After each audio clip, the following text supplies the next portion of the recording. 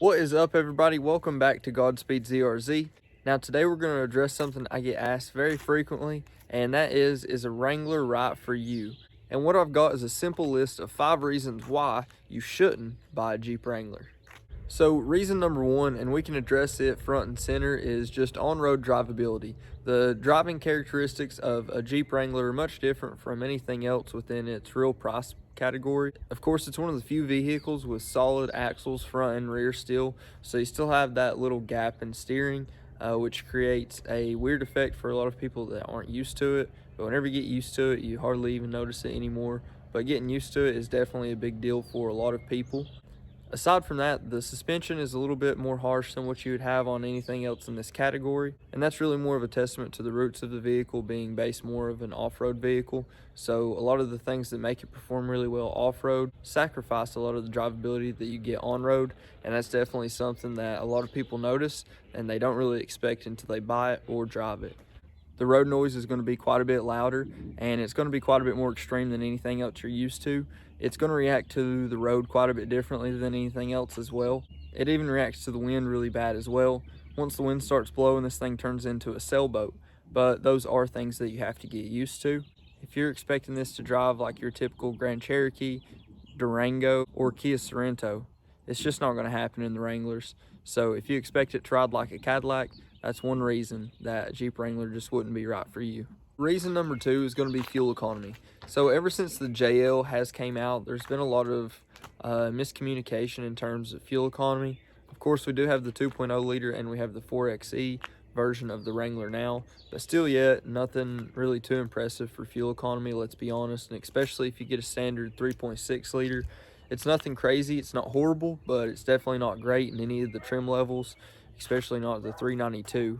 But fuel economy is definitely something that a lot of the newer customers don't really consider until they buy it, and then they're definitely shocked coming from either a full-size truck, a full-size SUV, something like that to the Wrangler, and then they see the actual range they have with the full tank.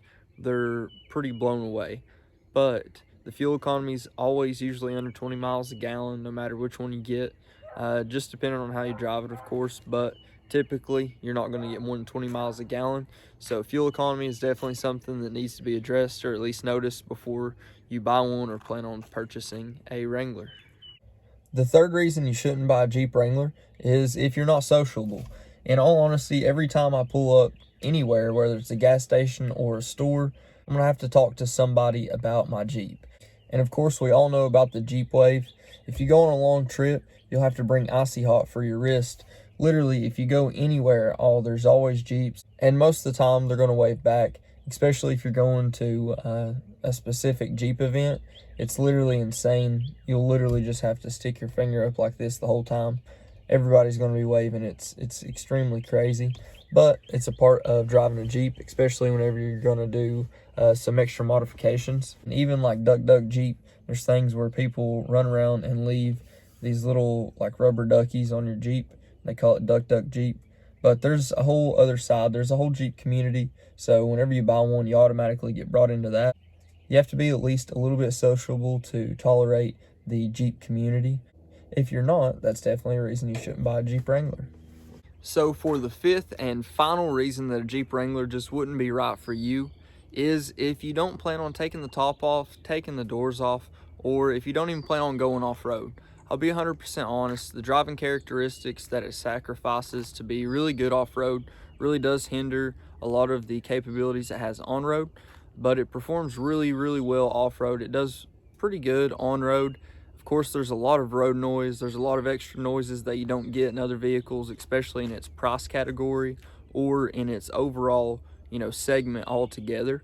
But beyond that point, if you really don't plan on using a lot of the features it has, its capabilities off-road, or its full air open capabilities, then there are other options that are better on the market. So it would make sense to go away from the Jeep Wrangler. If you do plan on taking the doors off, enjoying the open air capabilities, it definitely makes sense to buy it. If you do plan on just taking it on some decent trails, it does make sense to buy it. But if you're just going to keep it on the street 100% of the time, never going to take the doors off, never going to take the top off, never going to do any of that, then there are other things that make more sense. Well, that's going to do it for today, guys. As always, if you haven't already, please like, comment, subscribe. Let me know what you think. Let me know what you want to see next. But until next time, just take it easy.